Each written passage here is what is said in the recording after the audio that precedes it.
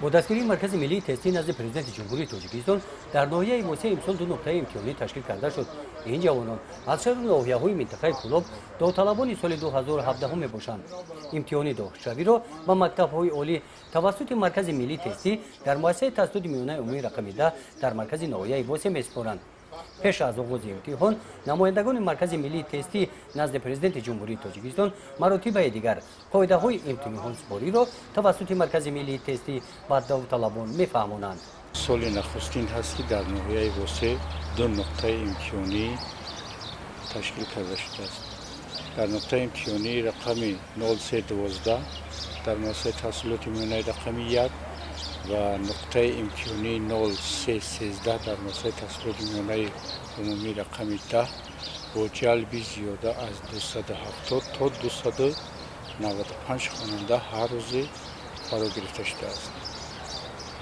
مقصد اساسی تشکیلی برگزاری امتحان ها در ناحیه واسه از آن عبارت است که ناحیه های گرد اطراف ناحیه و مانند ناحیه همدانی، ناحیه کلخار، ناحیه تیمور ملیک، ناحیه شوراباد، خب شمس‌الدین شاهین، خب خوانندگانشون به ناحیه واسه آماده به نقطه‌های نزدیکی و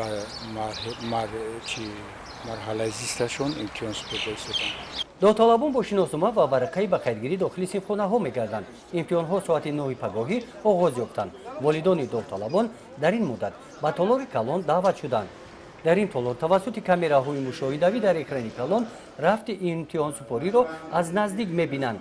با سوال‌هایی که پیدا می‌شوند نماینده مرکز ملی تستی جواب می‌گویند.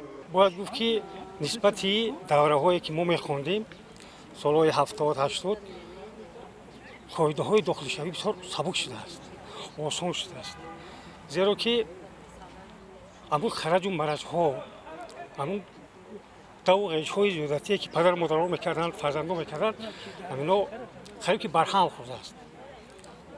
ما از همین ناحیه واسه تقریبا 5-6 کیلومتر فرزندان میآیند در همین مرکز نزدیکی خانه امتحانات خود سپاریده با طور شفاف میروند و باید گفت که روز تا روز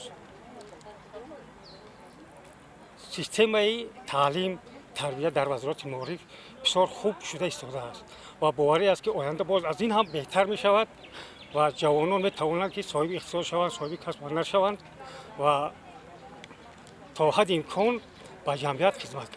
نتیجه امتحان ها را آدم کامپیوتر معین می‌سازد. روز 25 ایول توسط پیامدها نتیجه امتحان به داوطلبان رسانیده می‌شوند. گزارش خواجه نظریف خدای نظر ظهورов از ناحیه واسه برای برنامه اطلاعات نوید.